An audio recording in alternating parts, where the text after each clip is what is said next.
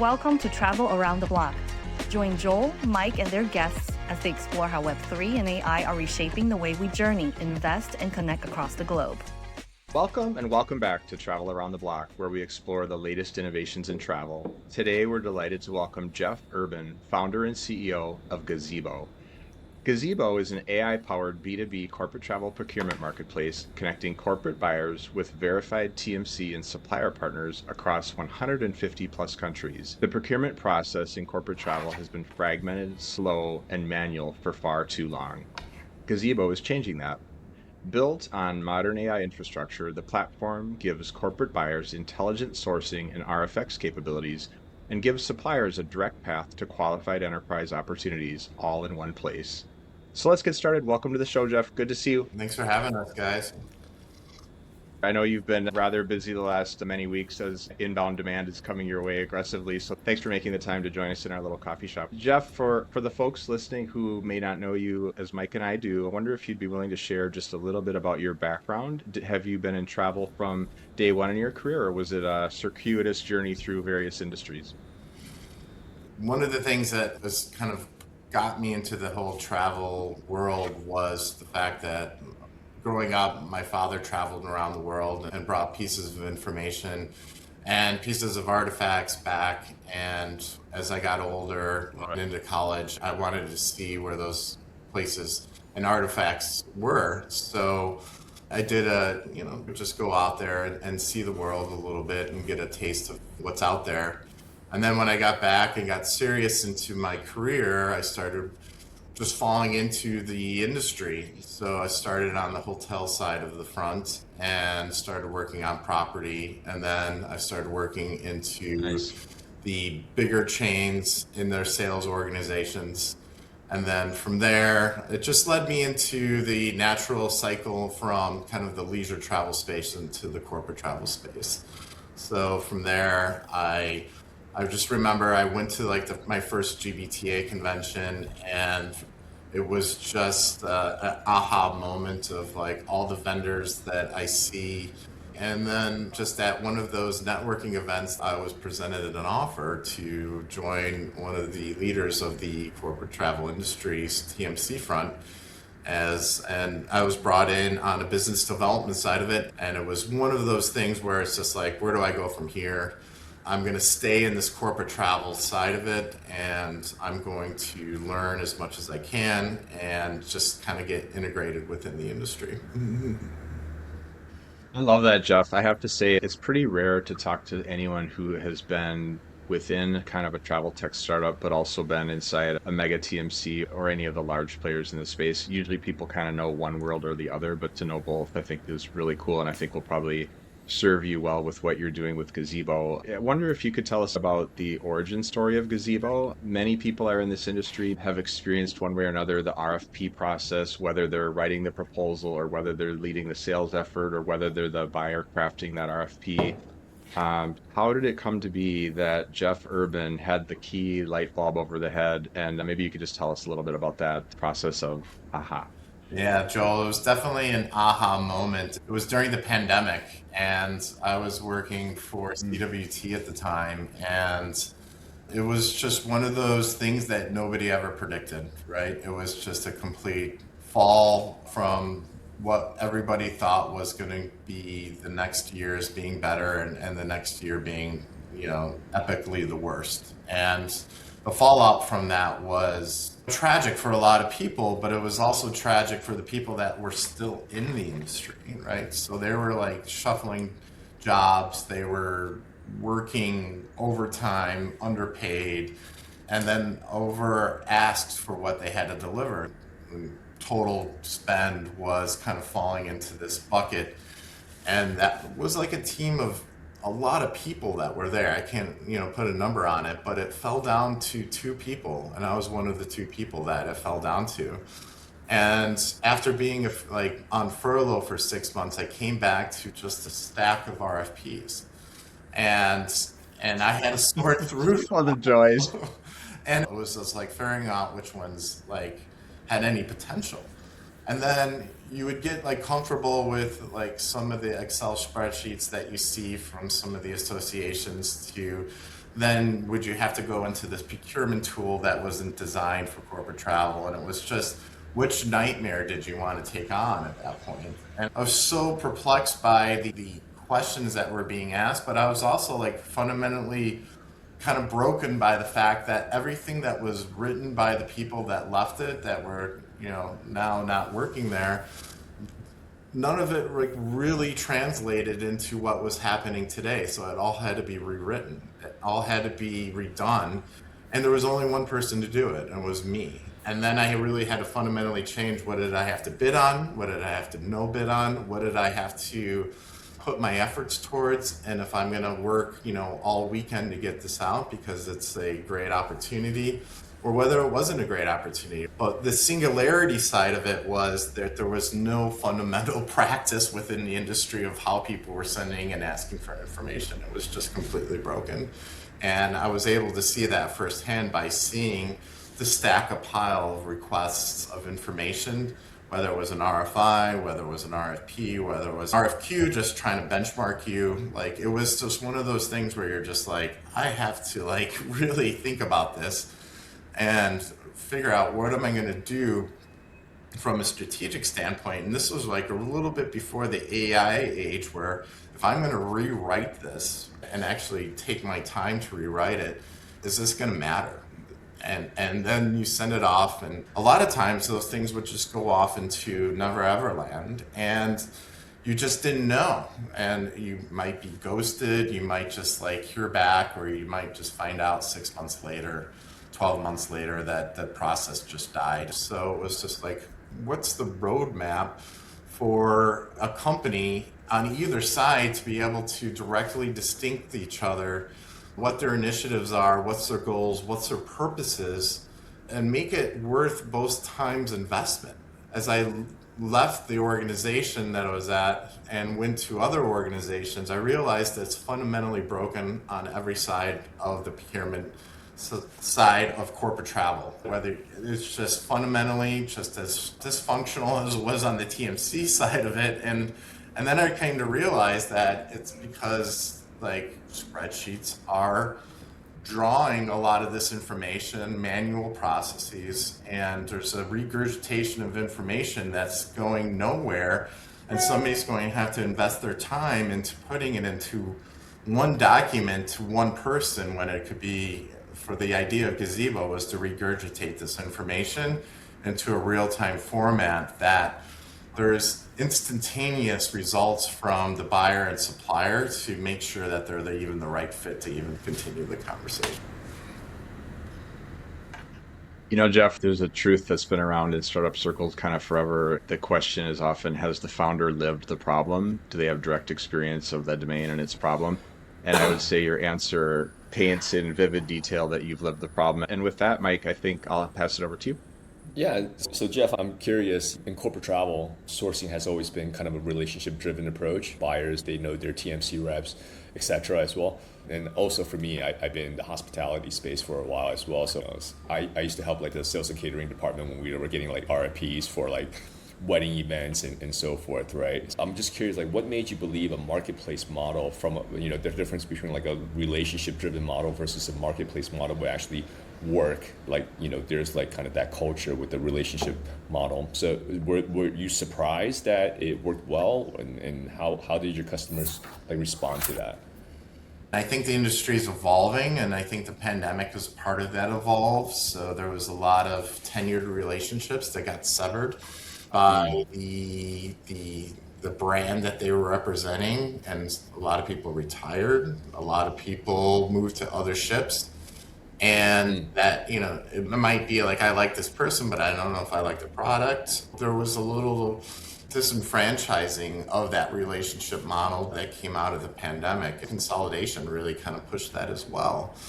But in the greater scheme of things, I think what we look at it is we're all getting old. The people in this industry is starting to see the entrance of folks that are coming in not knowing corporate travel like I did when I first came into it and not knowing what it is. It's one of the segments of a procurement chore that somebody has to do. And I think I talked to a lot of buyers and they said, you're new in procurement when you get the travel category, right? So you get younger buyers that are coming into this and that they are looking to look at this in a very different strategic way. And I say this because it's not the relationship, is because they're not focused on the relationship. They're focused on their deliverables for the company now. So it's a different stage of the game that we're playing in.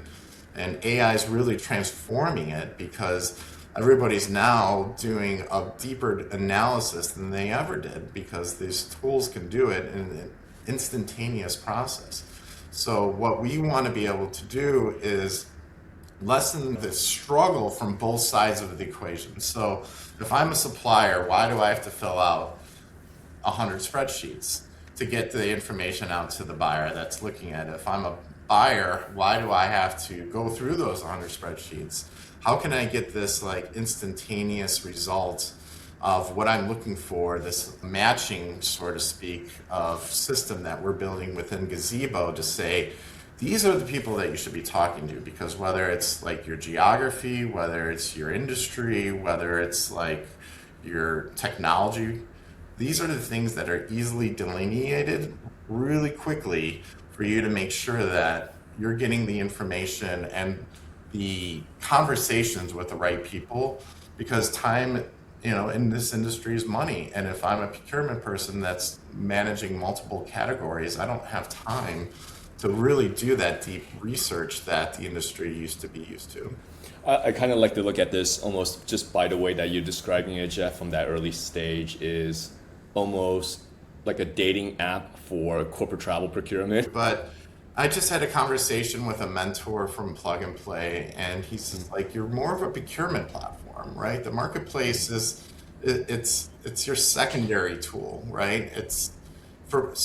We've actually started getting interest by some like enterprise buyers coming into this saying, like, we just want to be able to go through your process in a very succinct way and skip the spreadsheet, skip the old way. We don't want to necessarily build these relationships. We want to be, agnostic coming into this, right? We have to do the due diligence of our company to be able to come in here, clean slate, and understand exactly who's better, who's worse. I mean, it depends on all the different scalables, and that's where we're looking at Gazzebo as being able to say, is it your technology? Is it your services?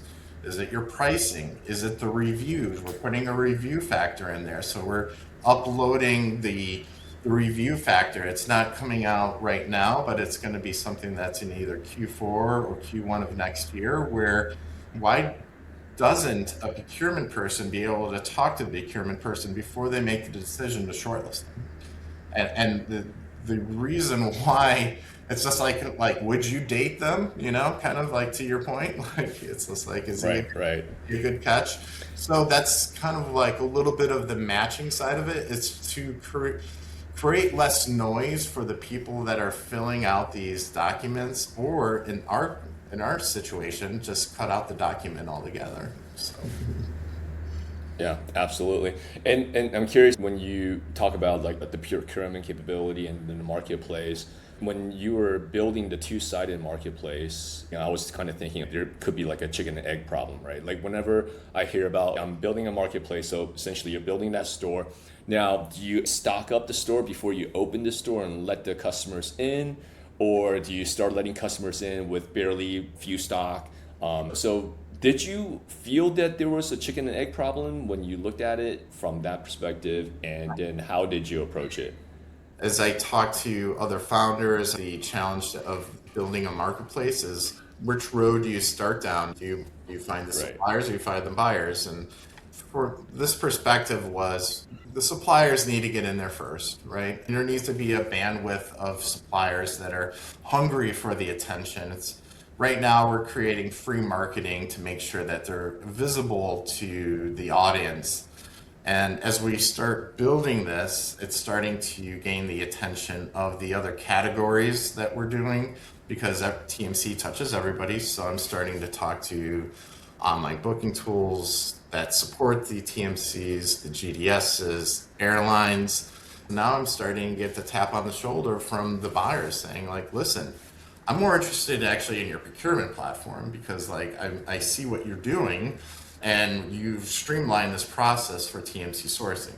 That's what actually I'm really interested in. And the analytics and the dashboards that you all created look really slick. So one of the things that like I want the audiences out there to know is like the marketplace is something that you choose to be in. And it's for us, a buyer is going to be able to use the procurement tool to be able to select which buyers are either in the marketplace or out of the marketplace. And once they come into the marketplace as an invite from a buyer, it's an easy option for them just to be part of the marketplace. So then why wouldn't you be in the marketplace at this point? Because then you might be tapped on the shoulder by a buyer that didn't even know you existed. This is like an opportunity for both sides of the equation to really kind of see like, hey, I just want a clean way to go from contact to contract, right? So this is and we want to do this, which historically has taken anywhere from like 6 to 12 months if you look at the way the processes have been going. So we want to be able to accelerate this because AI is part of this. It's helping you analyze. And it's one of those things that we just have to adapt to as well as build into the infrastructure of the industry. Yeah, we're going to talk a little bit more about the AI focus of it because I'm really interested in how you guys are leveraging that technology. But going back to kind of like more of the model for Gazzebo. So one thing I understand is that you guys let buyers submit their RFP and RFIs without alerting their existing providers. First of all, before I go further, is that an accurate statement? So the idea of the marketplace in general, if well instituted, is that if I'm a buyer, I can just start shopping around and I can get all the information I need about who this person is or this company is and what they do. I can read reviews. So it's like a constant shopping, right? But if I say like, hey, I want to go through an RFI process, I could do that and it's done in a process that is streamlined where you can pick the people that you want that's either in the marketplace or out the marketplace. But the idea of why we're encouraging the suppliers to get in there is like you should always be constantly shopping. And there's no place that's built for the industry for you to be seen in a way that we're building it. And then if that procurement person is like, you know what? I like what I'm seeing here. I'm going to make the change. You could actually drive that change by just having your information hosted in a way that makes it more attainable for them to want to make that potential maneuver or not maneuver, right? Like, hey, I'm happy where I'm at. As we grow out the categories and we grow into this, it's just like, hey, I want to learn more about this online booking tool, or I want to learn more about what this GDS is doing when it comes to AI. We want to have all those things configured in a way where the TMC and the GDSs and OBTs are all sung together. So it's just like, hey, if I'm looking at this online booking tool and I want this GDS, maybe I'm a tech-focused buyer, which TMC support it? Or I'm focused on, different other attributes. So but they're all connected in a way where I can sort and I can select and I can start the process if I need to. And then what we're building with our MCP model is now we're going through this cycle, but by the end of the year, we're going to be able to auto-generate a lot of those responses. So then you're really focused on the relationship. And that's what I think is the most important part. Is just like, hey, I already know what you got. I want to have a presentation. I want to meet you. I want to start talking the big number, pricing, right? What am I going to, and I think we can bring that back in by using technology. I think one of the really cool things, once I start to understand Gazzebo more, and especially what you're telegraphing going forward, is for a procurement officer or procurement team to know now they have an agentic procurement colleague that's able to constantly monitor for them. And at the end of the day, if it comes down to cost saving, more efficient operation capabilities, or even more technology capabilities for their business travelers and so forth, I think that at the end of the day is more important than just that, hey, I have a great relationship with you. Yeah. Right. And it's really becoming more of a data-centric environment, and that's where the dashboards that we built on both the supplier and buyer side improves the model on both ends. Like the supplier is going to see where they're lacking and where they can improve, and the buyer is going to see the opportunity where they can potentially maneuver. And that's where suppliers try to say, hey, I got to level up my game and get this new product in here. And we're going to be able to help both sides of that, doing it in a way that makes it an even playing field for both sides. So Jeff, I'm going to tap into your background in commercial and BD and give you the opportunity to maybe give us, like, if you're open to it. Obviously, sure. I would love to know like 2 bullet points in terms of value prop, Gazzebo leveraging AI. That's the capability right now. So what would I look forward to for Gazzebo that has the AI capability right now? 2 points on that. And then if you're able to socialize in advance, I know sometimes, you're a startup, you have a roadmap and you may not want to kind of let everything leak out too early. If there's something that you're really excited about and you're willing to share, what are some things that potential customers or future prospect can look forward to that Gazzebo is going to be providing, leveraging MCP or agentic capabilities? And that's kind of where Gazzebo took like a little about face last year. We had this idea 2 years ago, and then with the whole MCP kind of journey and just having a platform that's interconnected with all the different platforms that are growing or emerging or need to adapt to. So we wanted that, they call it the USB-C plugin, because what we see Gazzebo going is not just TMCs, not just online booking tools, not just GDSs, but every category that a procurement person in corporate travel needs to touch. It could be your travel and expense solution. It could be your corporate card provider. And those data feeds could come into Gazzebo, so they have a contract management solution that looks at how everything's going. So say I'm just a procurement person, I got 5 different categories. I can come into Gazzebo and see all my vendors, all my suppliers, all in one place, see how they're doing based on the contract and when the contract's renewing. We can feed in sustainability. We're not going in, but we'll feed it in where it's coming from the airlines, whether it's coming from the TMCs, whether it's coming through third party. So for us, it's just like, there's a lot of really good players out there that do really good in one category. So bring them into Gazzebo and then let them bring their data into a dashboard that these buyers are going to be able to see all real time.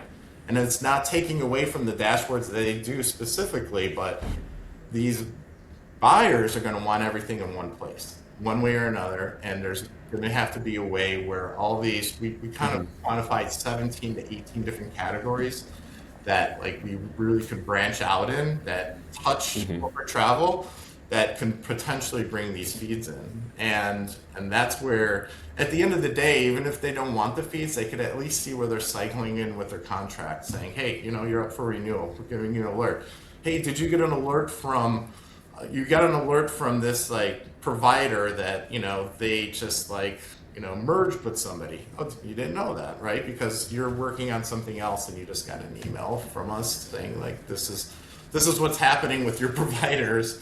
And now you need to be alerted because we're doing those alerts for you because you're part of this ecosystem that we're building. Give you kind of a personal story and kind of how it relates, because I'm using cloud right now to do a lot of personal dashboard almost built, if you will, right? When I launch my Mac, I get this dashboard, and this build essentially kind of the MCP approach with anybody that uses the cloud knows that you can have it connect to many different applications or connectors or skill sets and so forth. But just for this story, I have it connected to my Gmail. I have it connected to my Google Calendar, my Google Sheets, my Google Drive, etc. And one of the first thing I built was to have a centralized view of all my travel. So, travel agent dashboard, almost, if you will, like all the travels I can see. And then I wanted to be proactive in knowing like, okay, I'm going to this place. How's the weather going to be like? What kind of impact? And give me kind of like a high, low, medium score in terms of like, weather being impact. So there's all these capabilities that you can build in. And I think that's awesome for a procurement officer to be able to have like, and the example that you gave, almost kind of like a Bloomberg terminal for a procurement process to be able to know like, anything from like comp set analysis, like what's going on, anything that can affect that. So super cool to have that tool, that capability. And then are there anything new that's coming down the pipes that, others can accept on? It's hard to play catch up with the whole AI, but we're creating like multiple different style agents from the last go around of our roadmaps. So it's talking to people to their specific persona, right? So it's not generalized to certain specifics. That's going to be important because if you're a buyer, you're going to be asking buyer questions. If you're a supplier, you're like, how do I improve my profile? How do I make it better? Like, what do I do here? And these are the different like personas that we're building within in our tool called GIA, which is Gazzebo's intelligence assistants. And what the whole tool is really built around is it's going to like learn from the industry, and it's going to be that purpose-built tool. And we are not like looking to differentiate to make our procurement tool purpose-built for other industries, because there's other tools that are purpose-built for every industry, but they never were built for corporate travel. So we just said, you know what? It's a $1.4 trillion industry. $60 billion is like changed over annually within the TMC space alone. So why don't we just focus on what needs to really happen today? And for a business, we just felt like this is like, we got to like do something. If we're going to do something right, we got to do one thing right, which is one industry. And that's where our game is to fix what's been, people don't like to use the broken, but I would say it's shattered procurement cycle.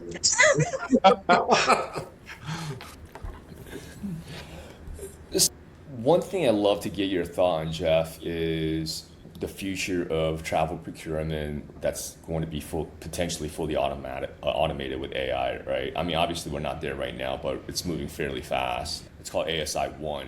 And one of the things that they launched and promoted is like a travel agent capability that can go through from inspiration to sourcing and booking and everything like that. And that travel agent can also kind of broadcast out your intent. So my intent was just for play. I'm like, hey, I want to go to Greenland in August. Find me the best flight, right? Mm-hmm. And then it communicated it out to a bunch of different agents. And one of the agents I was surprised to find that is sourced was an AI agent for United Airlines. Mm-hmm. And I'm like, oh, that's cool. I didn't know United Airlines had an AI agent already, right? So now my AI agent is talking to United Airlines AI agent. And then United Airlines agent comes back and says, we don't have any routes to Greenland. And I'm like, I'm pretty sure I saw an email from United Airlines promoting that you have routes to Greenland. So I looked it up, captured the URL, and shared it with my AI agent and said, hey, tell that United agent that he's wrong. It's wrong, right? You're mistaken. United does have routes. Now you're training the agent. Right, exactly. And then immediately I asked the same question again, because obviously the United AI agent comes back and says, oh, Mike, you're right. Yeah. So I literally copy pasted the exact same question. And then of course it learned, right? Immediately it responded. It's like, yes, we do have routes to Greenland, flying out of XYZ airport and so forth, right? So we're getting there. The human is training the AIs. I saw a report where there's a bunch of labor force workers somewhere in India. They're wearing this this camera visor thing that basically is seeing everything that person is doing, right? And then recording it and training. So the human is training the future replacement. Right. And then this morning I saw another report coming out where I think DoorDash is going to pay these dashers a little bit extra by taking like videos and photos, because now they're trying to build up this AI database. They're basically collecting data. Yeah. It's like a huge visual database, right? It's like, Sorry, go ahead. Elon Musk put cameras in his cars just to be able to self-drive it, right? So it's just like, I mean, you gotta get the information to be able to understand it better, right? So if we kind of transpose that to like the corporate travel procurement, once it gets fully automated, first of all, I'm kind of curious to get your take.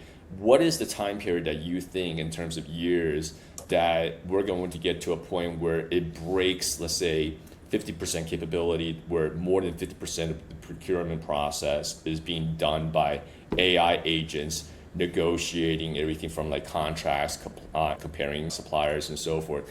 Is it going to get to that point, first of all, where it could potentially be 100% fully automated? Or do you feel like it's going to be more than 50% and there's going to be some still need for human intervention?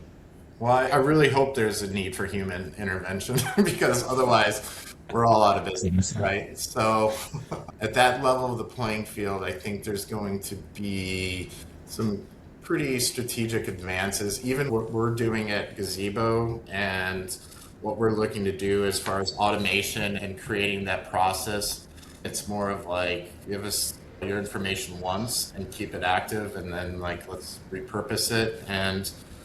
But what really I think is going to happen is what the industry lets it happen. So we talk about a very emotional industry called travel, whereas like you want to be able to touch, like you even said, like you just spent time working on training this AI agent. Like there's people that would rather spend their time looking on direct sites or their AI agent on United, because it's like, maybe there's a loyalty there, maybe there's this there, but it's such a personable, emotional industry that it's going to be hard to pull everything into an AI agent. You don't know me enough yet. Yeah, so I always think like within our industry, like there's going to be a lot of people that get involved past the AI chat, and I think that's where we're going to keep like heads in the game because of it.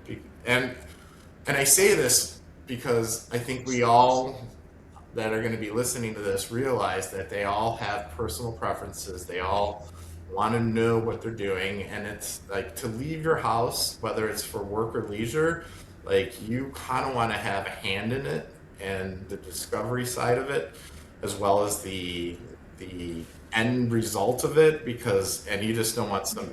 I don't think anybody like cuts it short when it comes to travel. Like you'll cut it short to like, get a grocery list and stuff like this, but it's not going to be something that's always going to be, tell me where I should go, how I should do it. Yes, you can get results, but you're always going to do some more due diligence on like the trip that you're going to do. No different than it would be the TMC or the airline or any of the categories. You're going to have to do some sort of legwork to understand exactly what you're getting yourself into, and that's where that human component, I feel, comes into it still, and will always come into it, because it's such a personal stake for people to travel.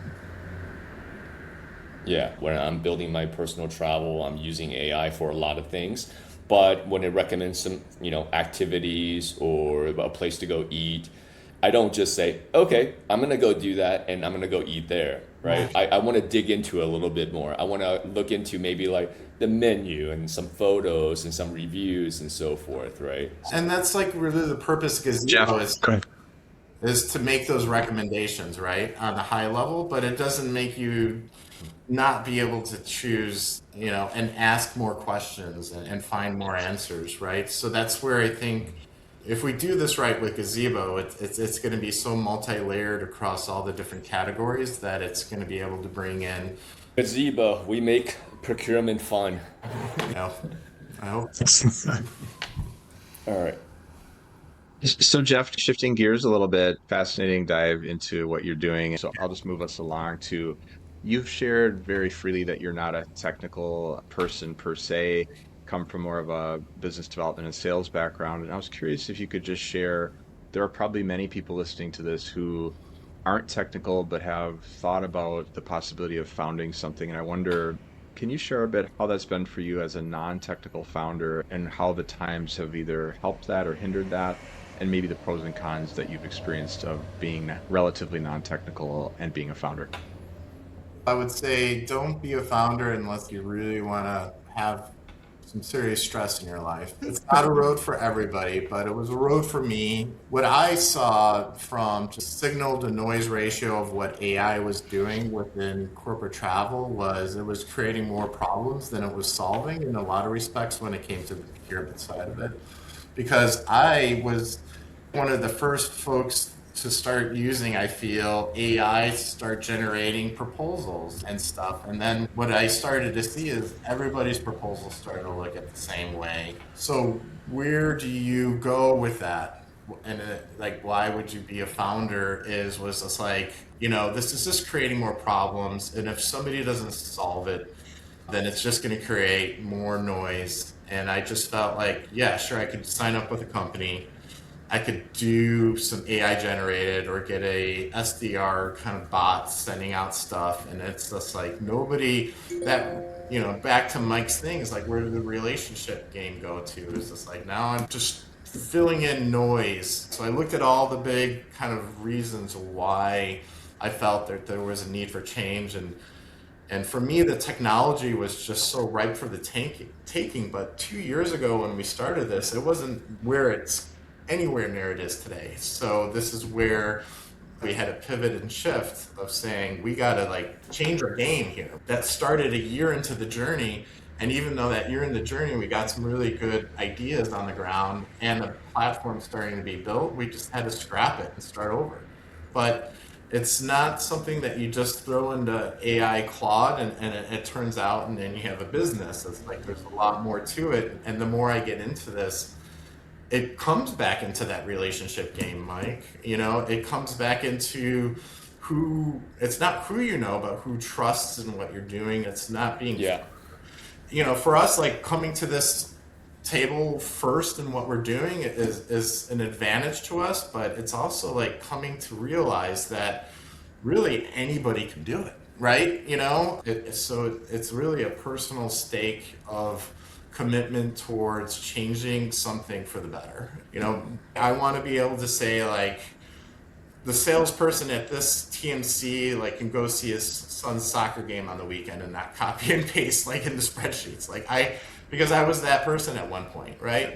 So it's just those are those human touches that I would love to be able to have on the people that use the tool, so that I do my business smarter, and I'm using Gazzebo because it gives me more breathable room in my day to do things that I shouldn't be doing. And I got a bunch of folks to believe in it, and now it's starting to become a stream. So yeah, I think right I now love the that. wins Go ahead. right now, especially from if you're seeing kind of the travel innovation or the startup ecosystem in the past few decades, especially right now, from my personal perspective, is the winds of change is so strong that as a startup or as a founder, you really have to be able to kind of know when to pivot and how to pivot if you needed to make an adjustment to your either business model or strategy and so forth based on the technology that's coming online,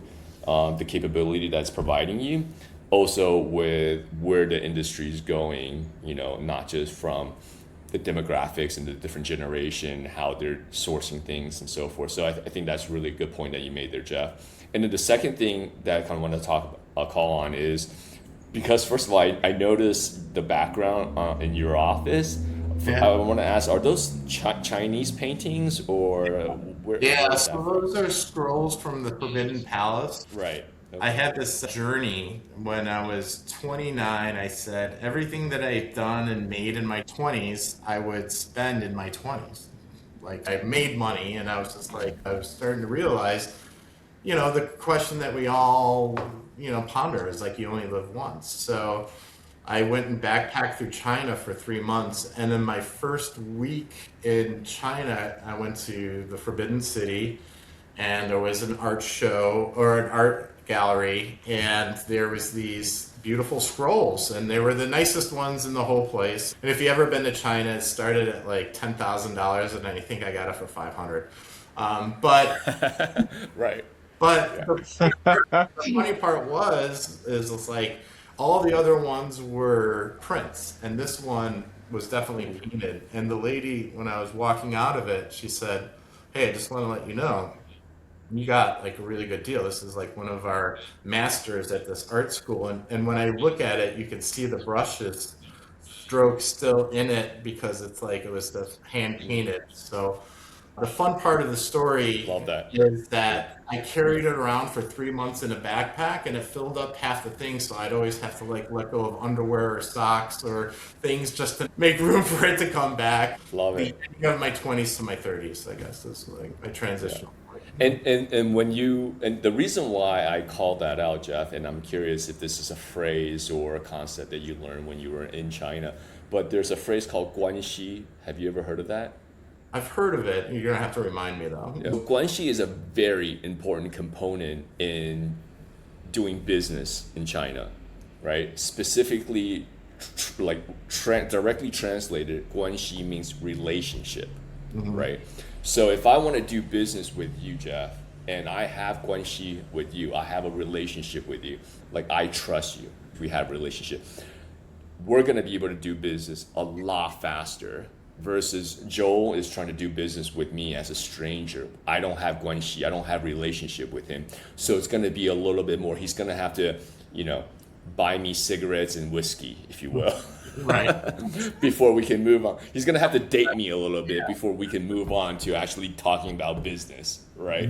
Yeah. So having that relationship aspect in the business that you're in is that's still a fairly important factor, even though that there is a lot of AI capability, a lot of automation capability that can make things easier and better and faster, but there's still a bit of that, relationship component in that business.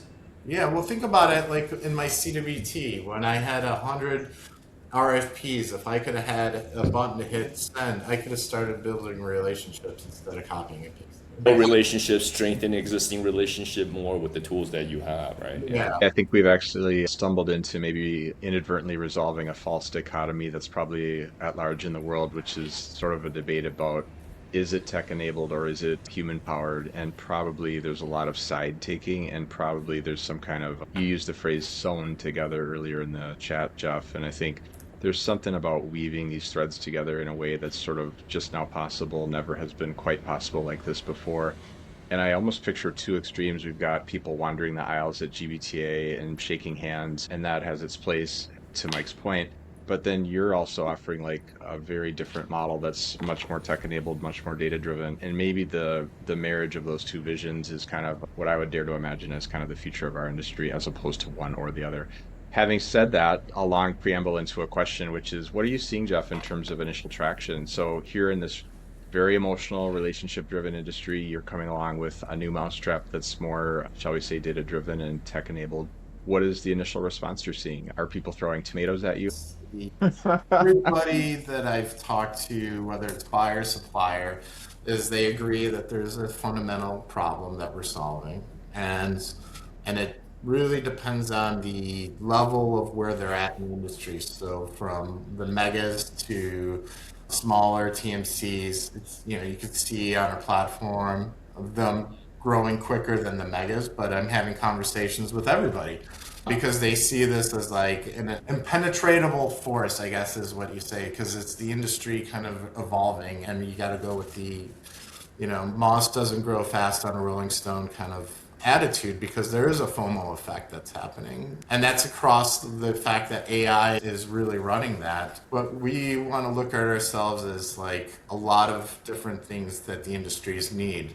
So we are Amazon Marketplace, we are the Tinder, we are basically the community side of it, like the Reddit. So if I'm an experienced person, I can go in there and see that. We are the Tribune, where you can get the news and everything that's happening. We are the Ariba, so it can source it. So we're taking the best of all the different things that kind of work out there and putting it in one place we're going to say just come on, use the platform, and then decide where you want to go with this journey. Because for us, like, we want to create the market to change, no different than what Craigslist was like 20 years ago, where it's just like, hey, just come in here and you can buy your products. So we want to be able to kind of evolve and stop, this like paywall, like, hey, there's a white paper and you want to read about it. You got to give me all your information. It's just like, hey, it's all available in one place. You subscribe as a buyer, you can get all the 30, 50, 100 TMCs white papers all in one place. And you can just confidently shop. It's like, hey, I'm reading it all. Because I don't want to be on that SDR automated, spam list kind of thing right now, because it's like, so I just want to like kind of cruise around and see what else is out there. One of the things that I really love to see is like, there's so much of stuff that you guys are doing, like with doing these broadcasts, is creating an industry kind of like equated to like a YouTube channel, where your podcasts and the webinars that people are doing is all there. So if somebody wants to search about Gazzebo or another company that you've done, they can kind of pull up and watch like a video on it. So we want to be an informational source for the new procurement buyer that's coming into the place, as well as the tenured procurement buyer that's looking at us saying like, I just don't know what's going on anymore. It used to be like, we used to go out for, like you said, like whiskey and steak, right? So it's like, what happened to that? So it's a changing dynamic that we need to adapt to. And that's where I think Gazzebo's like really built for serving all the audiences. But there might be a lot of folks listening who aren't at all familiar with Plug and Play or that Accelerator program. And I wonder if you might be willing to just share how that's going for you and what your first impressions of that journey have been so far. Thanks, Joel. Plug and Play was like, just, I knew about it from, actually, I think you were part of it at CWT when I was there, and you kind of managed the relationship or part of it. So I knew about the name, and I just knew they were kind of the tech accelerator that if you got into that, like you're doing good. The fun part about Gazzebo's journey is like, we were just kind of doing our thing. And I was putting some LinkedIn posts, and we haven't been broadcasting, and then we got reached out by Plug and Play, and they just said, hey, there's a accelerator program and it's deciding in a week. Can you give us your information and put together this presentation? And here's our guidelines. I'll say it was like in February. And then I did it, and we got everything done, and we did our ranking of like who was in there and who wasn't. And we're like, all right, well, we're kind of in that middle mark. We don't have we're pre-revenue, we're all this, and we're still building. And they selected us, right? And it was just one of those things that like, it's like a science project award that you didn't even know you were taking. Like, it was like, whoa, it got bad. All right, so and then even more fun is like what they've been doing since then. So to say how it's helped is like, I have a call next week with the person that started Kayak and Travelocity, and I've had conversations with people that ran Amadeus, and so now I'm talking to, like I said, I wanted to change the industry, I changed it, and now I want to help people that are trying to change it. So it's like, all right, cool, because before Plug and Play, I was kind of just sitting inside my gazebo, like just working, So the outreach from there has been exponential, and I appreciate them finding us and accepting us and kind of throwing us into your wings, Appreciate that. Exciting, Jeff. We're thrilled to see you go through that process, and I love how that program does accelerate the connection factor, and that seems particularly germane for what you're doing. I'm just looking forward to tracking Jeff and Gazebo's progress going forward, of course, but knowing that these tools coming online to also make program managers' job life better, which obviously trickles down to all the road warriors that's out there doing their jobs. I think it's one of those behind the scene things that, not a lot of people know. Thank you so much, Jeff.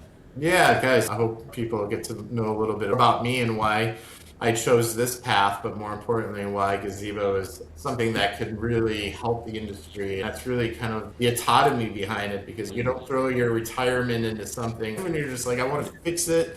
I just want to get it fixed so it helps people down the road. I feel like this is one of those things that had to get done. Absolutely. And Jeff, one last question for you is currently, what state are you at a stage where are you raising right now? And also, if anybody wants to learn more about you or Gazzebo, do they just go to the website? Do you have other sources that you'd like to share? Gazzebo is a really good kind of like functional presentation, and you could book a demo, and there's a 9 out of 10 chances you're going to get it with me. We're at that kind of stage. We wanted to come into this journey not looking for like pre-revenue from investors. We wanted to come with a finished product, and we feel like we're there or close to there. There's always going to be tweaks, but our MVP was the TMC sourcing. So now we're looking at either partnerships or investors on the early stage, kind of like, pre-seed, seed side of it. But we're also looking at the categories and saying, hey, you're an online booking tool.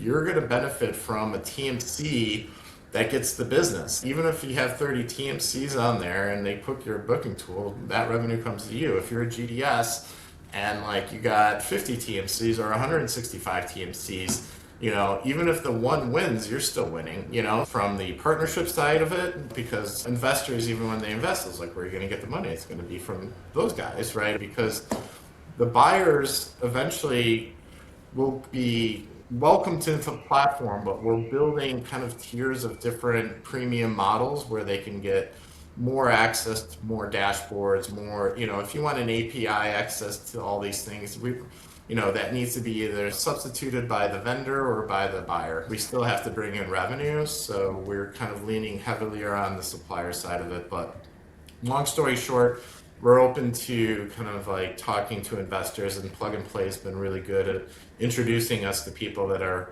seeing the bigger vision of what Gazzebo's doing, as well as the opportunity on the back end if they do. I just want to say congrats again on all your early momentum. We're grateful that you spent some time with us chatting about the concept. Thanks again, Jeff. Really appreciate it, and I wish you a wonderful rest of the day. Thanks so much, Jeff.